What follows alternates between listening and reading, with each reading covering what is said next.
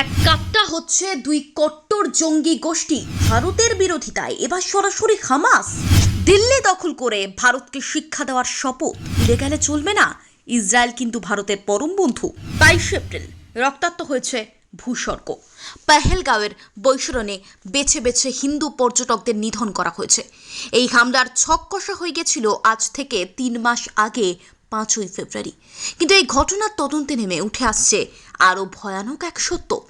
তাহলে কি এই প্রথম ভারত বিরোধিতায় সরাসরি ময়দানে নামলো ইসরায়েলকে বারবার রক্তাক্ত করা হামাস ও লস্করের বৈঠকের একটি এক্সক্লুসিভ ভিডিও এক সর্বভারতীয় সংবাদ মাধ্যমের হাতে আসার পরে আরও জোরালো হচ্ছে এই আশঙ্কা।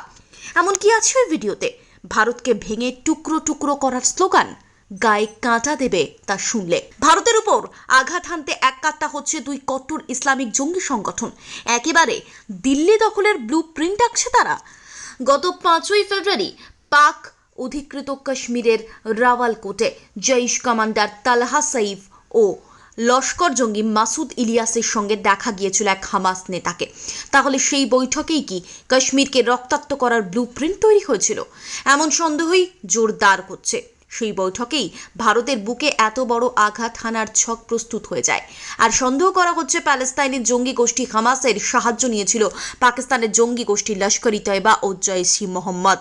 পেহেলগাঁও কাণ্ডের পর এনআইএ সহ ভারতীয় গোয়েন্দা এজেন্সিগুলোর অনুমান হিজবুল মুজাহিদিন, লস্কর ই তয়বা এবং জৈশ-ই মোহাম্মদ মিলিতভাবেই হামলা চালায়।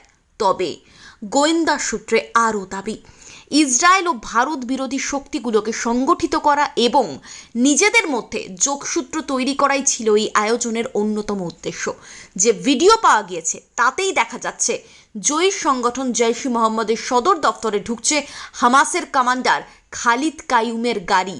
সামনে ও পিছনে ঘোড়ায় করে আগ্নেয়াস্ত্র উঁচিয়ে তাকে এসকর্ট করছেন জৈশের জঙ্গিরা এবং দুপাশ থেকে ফুল ছুঁড়ে হামাসের কমান্ডারকে স্বাগত জানাচ্ছে জঙ্গিরা। আশেপাশে সামনে পিছনে থাকা সকলের হাতেই কিন্তু অস্ত্র রয়েছে, আর তাদের মধ্যেই রয়েছে উর্দিধারী পাকিস্তানের পুলিশ।